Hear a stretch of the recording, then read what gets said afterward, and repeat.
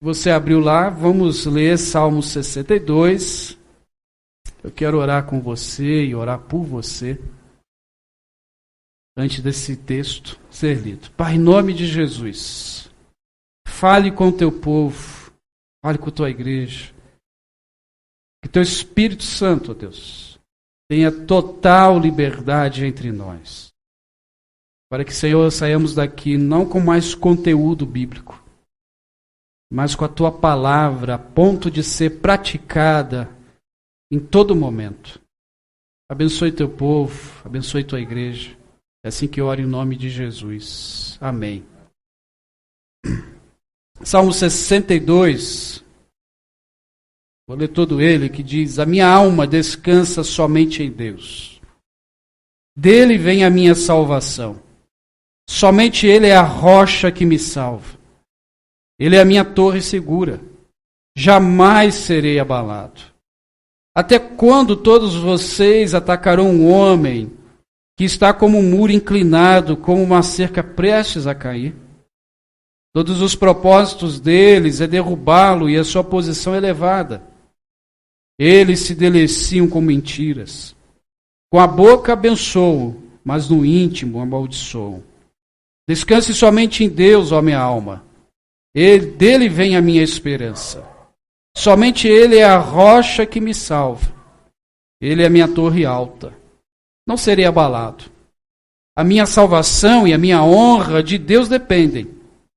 Ele é a minha rocha firme, o meu refúgio. Confie nele em todos os momentos, ó povo.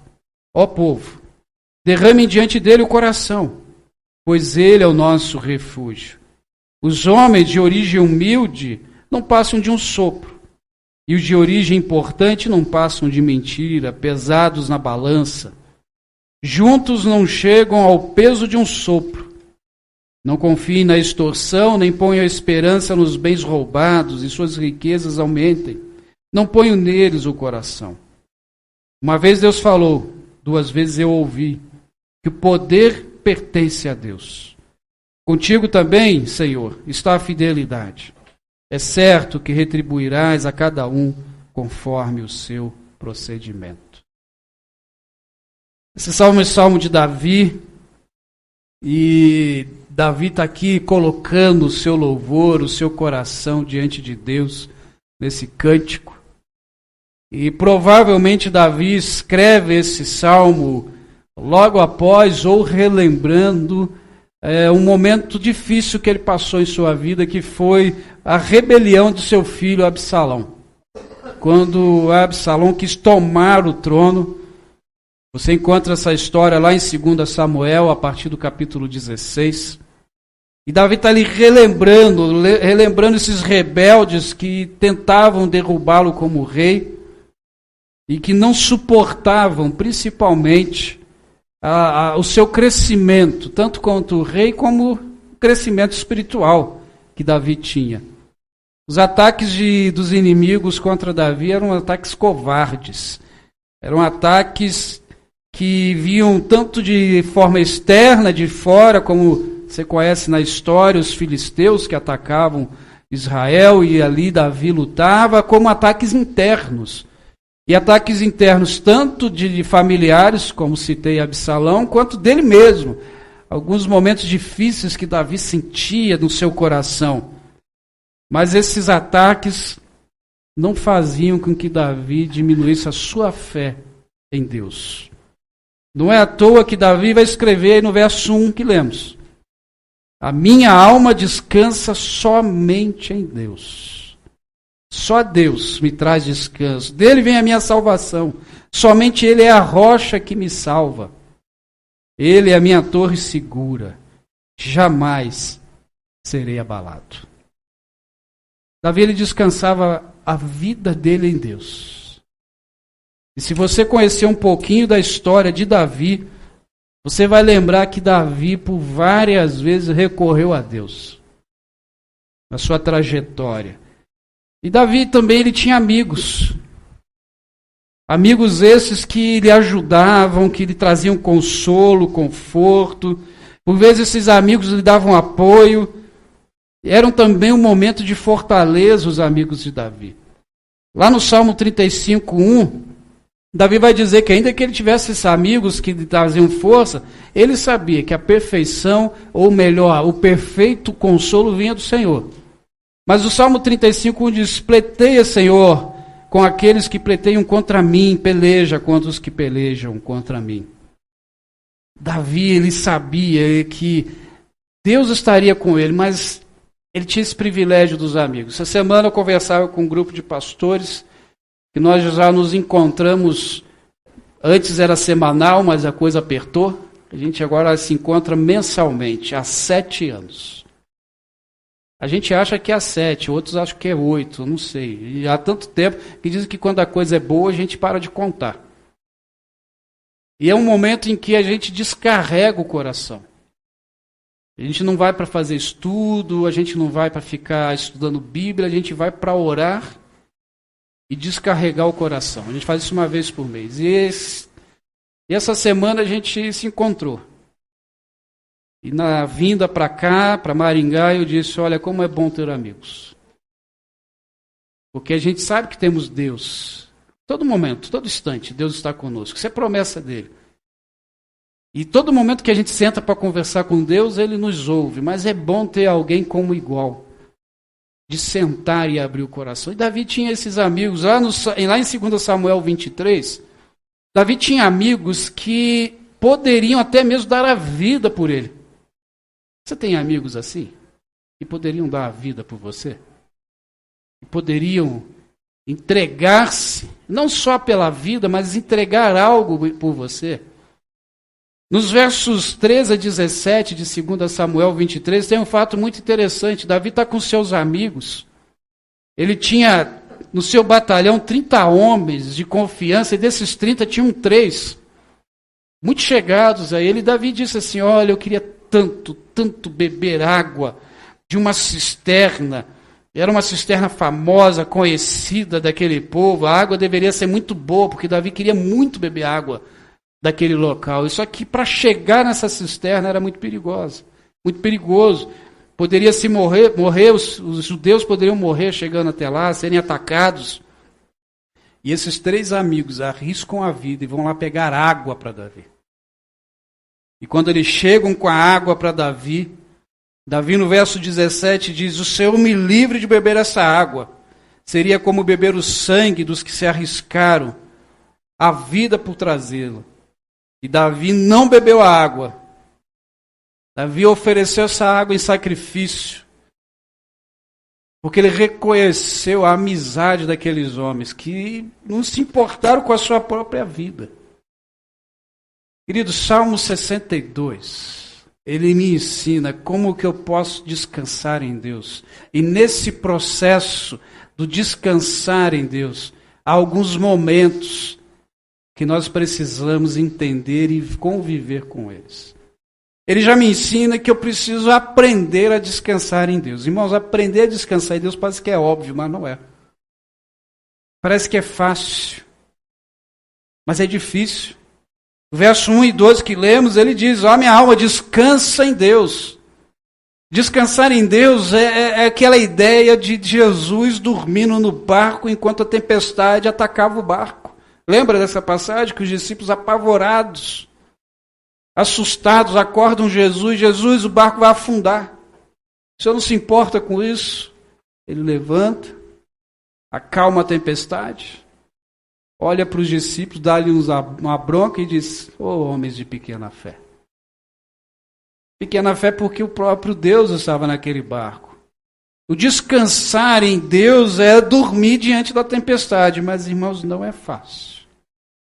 Isso não é fácil. A gente sabe que Deus é a única pessoa em que a gente pode descansar. Diferente do Salmo 73, quando o salmista vai dizer no verso 1 e 3, de 1 a 3, que certamente Deus é bom para Israel, para os puros de coração. Quanto a mim, meus pés quase tropeçaram, quase escorreguei, pois tive a inveja dos arrogantes quando vi a prosperidade dos ímpios. Normalmente nós estamos mais nesse nível do Salmo 73. A gente dá umas escorregadas, porque desviamos os olhos da cruz. Desviamos os olhos da certeza do descanso em Deus. Por isso a gente precisa aprender a descansar no Senhor. Eu digo para os irmãos que eu estou tentando aprender. Porque não é fácil. Você descansar em Deus diante das lutas, das dificuldades, diante do medo, diante das incertezas. Mas o salmista Davi nos ensina que dá para ser.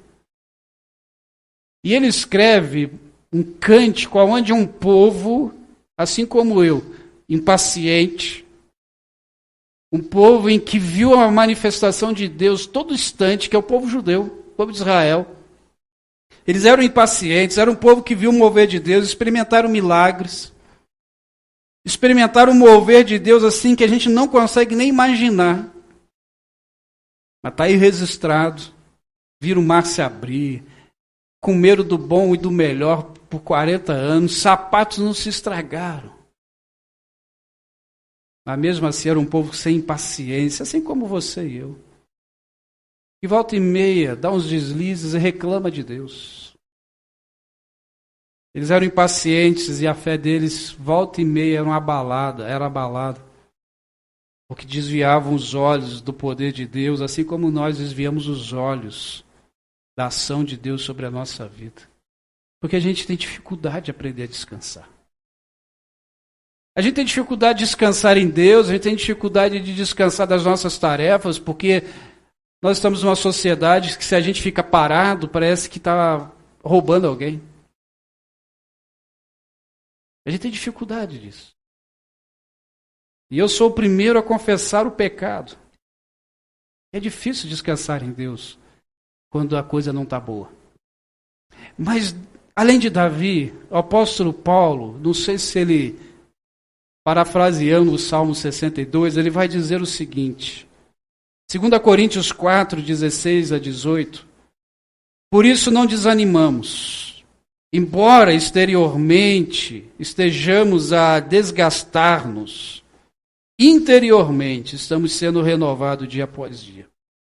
Pois os nossos sofrimentos, leves e momentâneos, estão produzindo para nós uma glória eterna que pesa mais do que todos eles.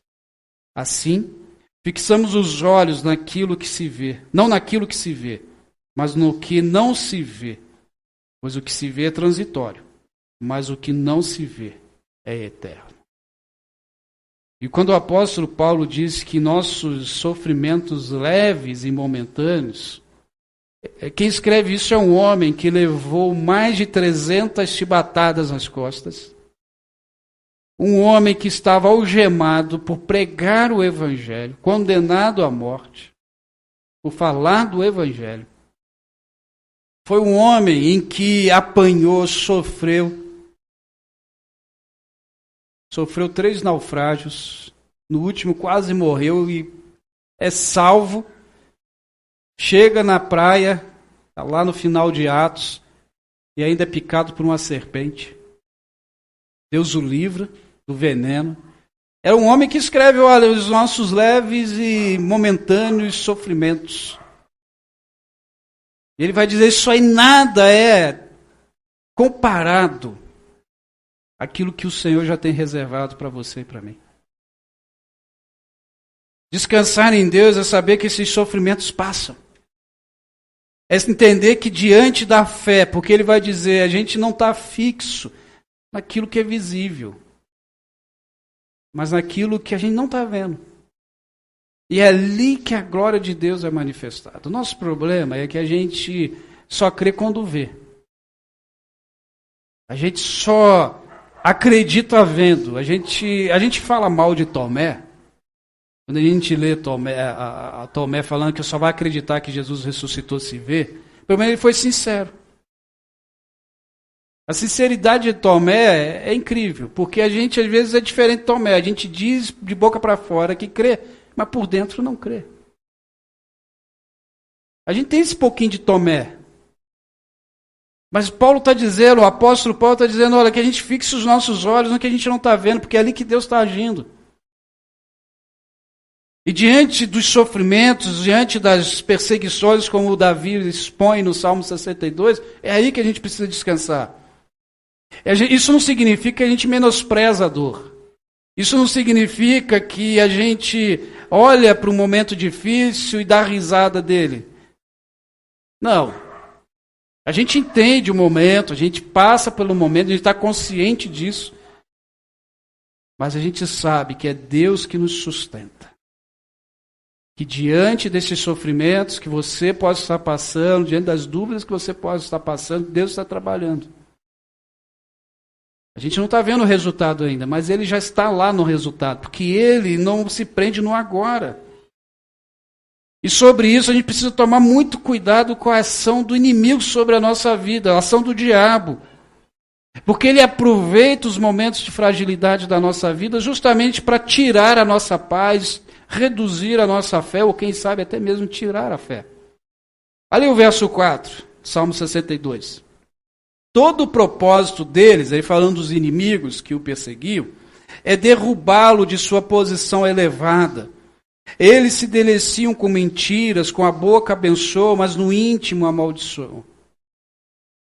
Ele sabia que diante dos seus inimigos ele tinha somente Deus para lutar por ele. Então ele se fortalecia ali. Amado, se a gente não se fortalecer diante dos ataques do inimigo, diante das fragilidades da nossa vida, a gente vai realmente sucumbir. A gente vai desistir. Porque é ali, justamente nesses momentos, que o diabo vai aproveitar e falar, vou aproveitar agora que ele está fraco. E parece que a coisa só piora. E aí é momento de a gente orar mais. Porque nesses momentos frágeis, que se a gente não vigiar, a gente duvida de Deus. A gente questiona Deus. A gente começa a dizer assim, Deus, e aí? Mas Ele está do seu lado. É a gente que não percebe. Primeira coisa que eu aprendo com Davi nesse salmo, que eu preciso aprender a descansar em Deus. Não é fácil diante das lutas, mas é necessário e urgente descansar em Deus. Porque é Ele que é o dono da nossa vida. É Ele que tem o controle total da nossa vida. E quando eu começo a entender isso, eu começo também a confiar e entender que Deus é que está no controle. Porque a gente não tem controle de nada na nossa vida. A gente acha que tem. Olha os versos 5 a 8, vamos relê-lo. Descanse somente em Deus, ó minha alma. Dele vem a minha esperança. Somente Ele é a força que me salva. Ele é a minha torre alta. Não serei abalado. A minha salvação e a minha honra de Deus dependem. Ele é a minha rocha firme e o meu refúgio. Confie nele em todos os momentos. Ó povo, derrame diante dele o coração, pois ele é o nosso refúgio. Sabe, essa frase já parece mais um jargão evangélico. Confia em Deus, Ele está no controle. Você já ouviu isso? Já ouviu essa frase? Já disseram isso para você? A gente falar isso para os outros é fácil, né? Agora eu sou bem sincero, quando a gente está passando pela situação difícil, ouvir isso é difícil. Irmãos, a gente quando está passando por um momento difícil, essa frase ela vem, assim a gente começa a eu sei que Deus está no controle. Mas o que eu preciso fazer? Quando eu descobri a minha doença, logo depois veio esse salmo. E esse salmo ele tem me incomodado desde o dia que eu li ele, depois do dia 1º de junho.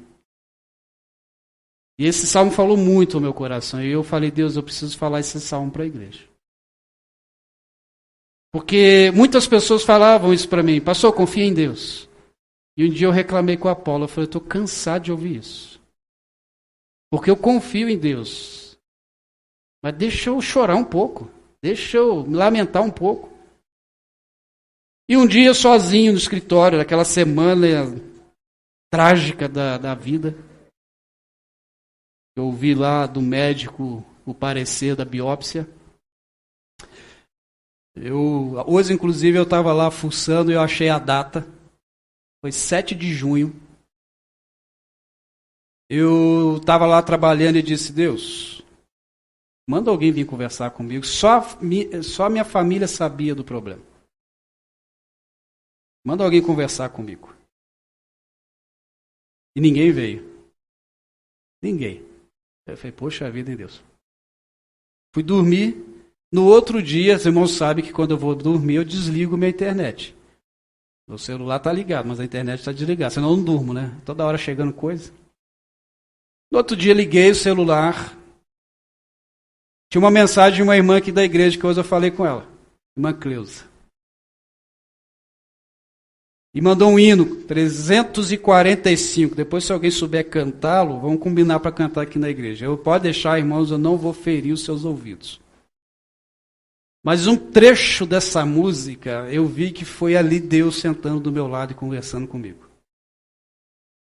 O trecho diz, a Jesus contarei tudo, que haja em meu peito a me perturbar. Os meus cuidados, os meus sofrimentos, só Ele pode suavizar. E aí eu entendi que eu não precisava de alguém físico naquele momento para conversar comigo. Eu precisava era conversar com Deus. Porque dizer para as pessoas, Deus está no controle é fácil, mas quando é com a gente, aí a gente tem que parar e refletir um pouco. Porque a nossa mente ela tem a tendência de querer nos enganar. E Deus tem trabalhado desde então e me ensinado que é Ele que está no controle. Não é errado você chegar para Deus e expor as tuas dores. A gente tem que parar com essa mania de querer ser super-homem e super-mulher como cristãos. Não é errado. E Deus quer nos ouvir nesses momentos. Olha o Salmo 10, 1 e 12, verso 1 e o verso 12. Senhor, por que está longe de mim? Por que te escondes no tempo da angústia? Verso 12. Levanta-te, Senhor. Ergue tua mão. Ó Deus, não te esqueças dos necessitados. Será que Deus está longe? Será que Deus se escondeu? Será que Deus encolheu a mão? Não.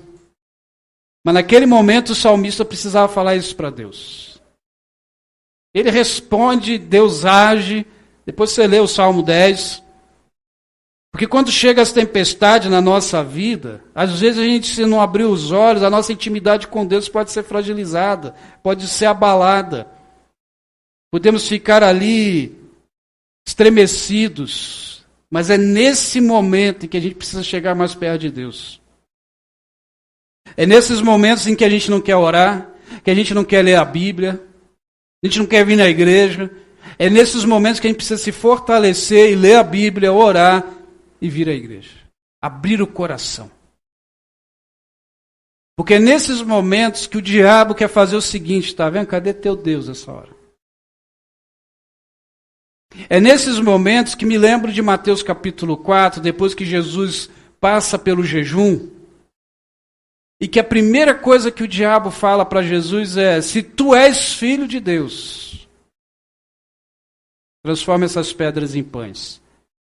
E às vezes a gente acha que o diabo ali deu um de diabo. Já que ele está com fome, né? Vamos pegar a tentação da comida. Não, a tentação não foi a comida. Preste atenção no que o diabo fala. Se tu és o filho de Deus, ele põe dúvidas. Ele tenta colocar dúvidas em Jesus. Ou seja, se tu és filho de Deus, por que você está com fome? Se tu é o filho de Deus, o Messias, aquele que o povo aí está esperando, por que você está passando por isso? E quando a gente esquece que Deus está no controle, essas frases elas soam mais alto nos nossos ouvidos. E muitas vezes, ou na grande maioria das vezes, o diabo não vai vir em pessoa, ele manda ali os seus ajudantes. É um colega de trabalho, é um parente, é até mesmo alguém da igreja, para tentar colocar dúvida na tua fé. Por isso a gente precisa entender que é Ele que está no controle. Depois desse dia, irmãos, depois do diagnóstico, depois dessa mensagem da irmã, Deus começou a agir de uma forma assim extraordinária.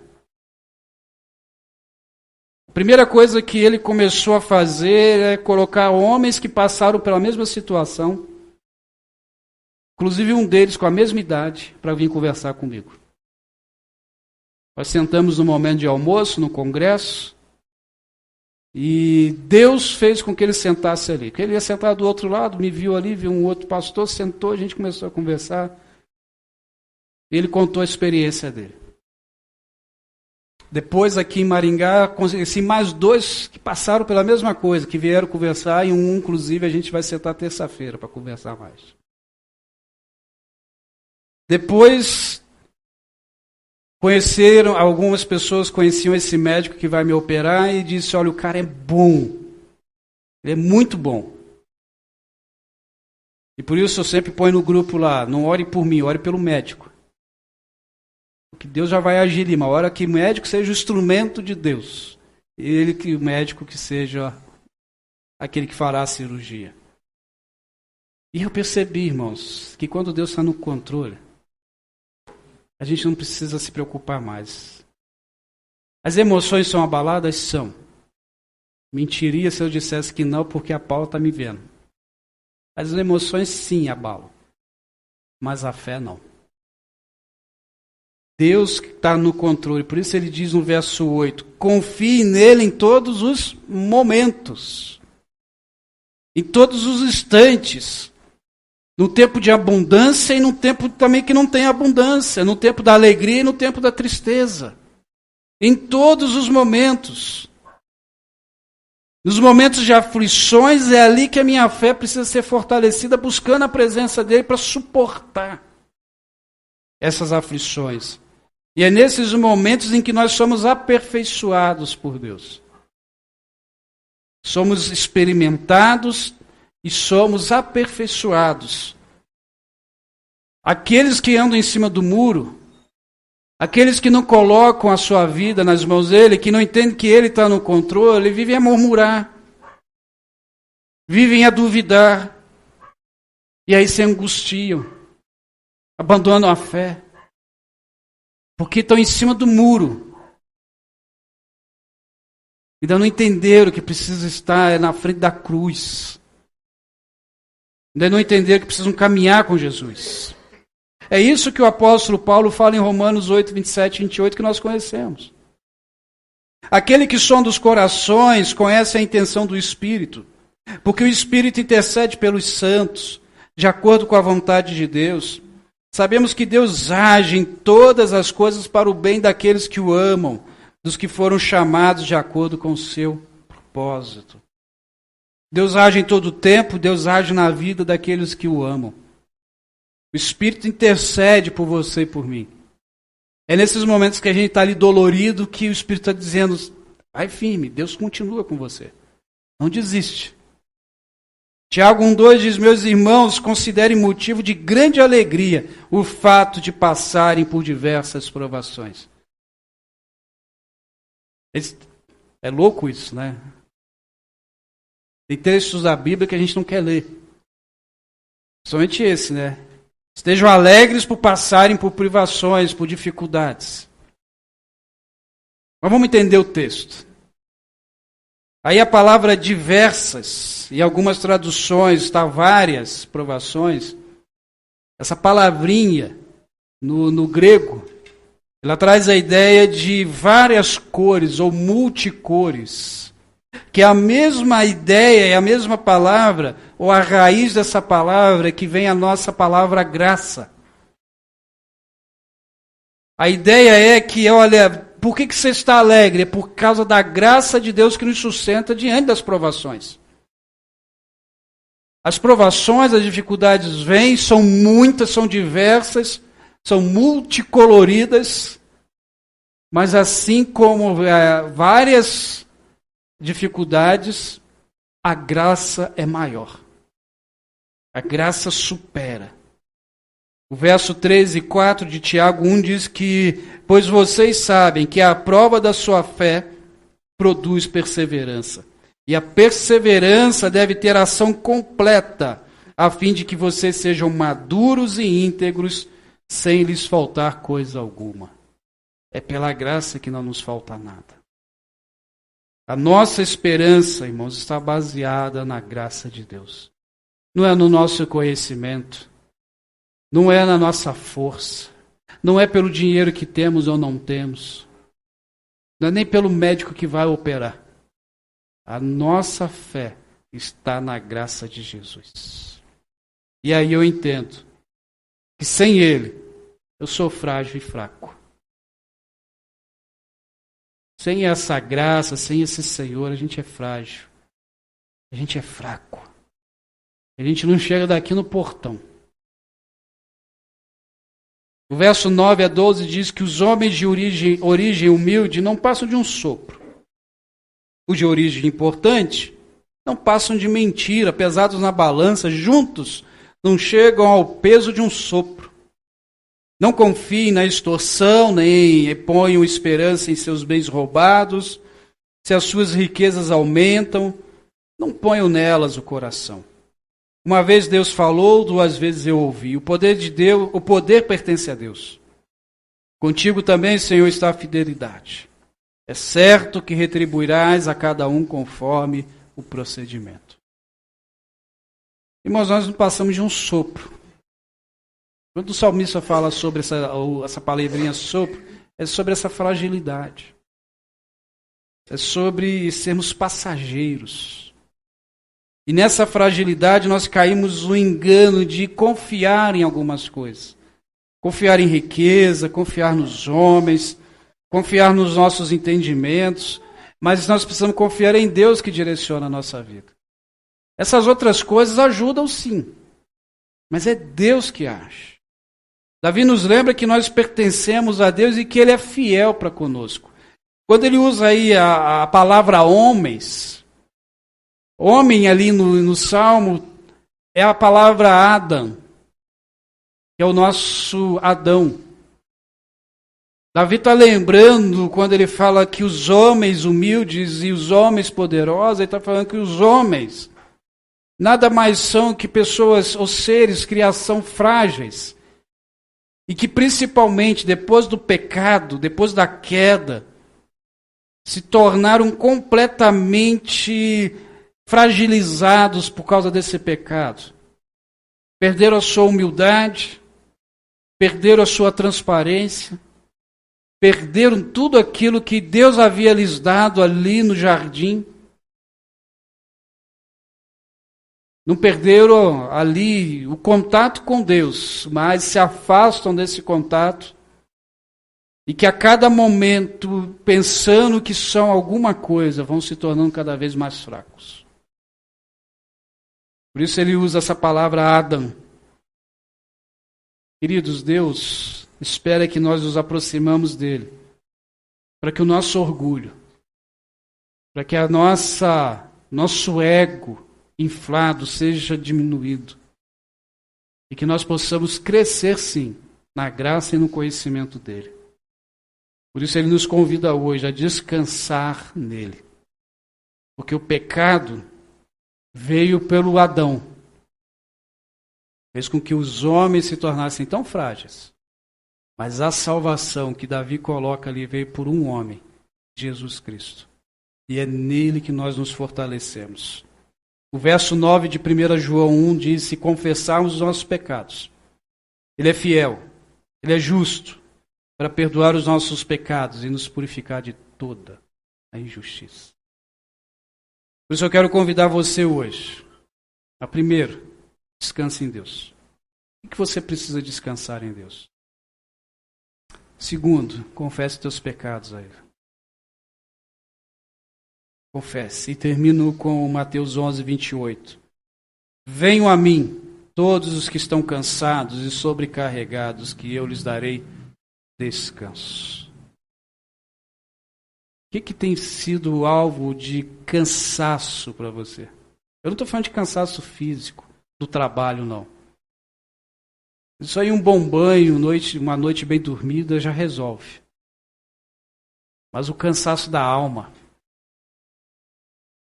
cansaço espiritual, um cansaço de muitas vezes não conseguir encarar mais as lutas, que está sendo grande, não está? Eu queria convidar você agora a colocar isso nos pés de Jesus. Essas lutas que você tem vivido. Talvez essa luta tenha nome. Talvez essa luta seja do seu convívio. Leve esse nome aos pés da cruz. Leve. Um vizinho, um filho, um marido, a esposa. Leve aos pés da cruz. Coloca lá o nome. Talvez seja você mesmo, o causador desse cansaço. Leve o teu nome. Por vezes a gente ora pedindo que alguém venha conversar conosco, como eu fiz. Mas aquele que quer falar comigo está do meu lado. Eu só não tinha prestado atenção, aberto os meus ouvidos. E aí Deus precisou usar uma irmã, sem saber do que estava passando, para dizer, eu estou aí do teu lado. Jesus está aqui do teu lado, querido. Você crê nisso? Você crê que Jesus está aí do seu lado? Então leve esse nome, leve a tua vida diante dele. Eu quero fazer um desafio para você. Você que crê que Jesus pode trazer o conforto, o descanso que você tanto precisa. Queria convidar você a ficar de pé. Se assim você quiser. E eu vou orar. Deus abençoe. Deus abençoe. Amém. Amém. Com seus olhos fechados agora, no momento silencioso, eu só vou orar daqui a alguns minutinhos. Ore você e Deus agora. Feche seus olhos, ore você e Deus e coloque esse nome. Coloque essa luta. Coloque essa dificuldade, isso que tem te trazido cansaço nas mãos dele. Depois desse períodozinho de oração, você e Deus, aí eu vou orar.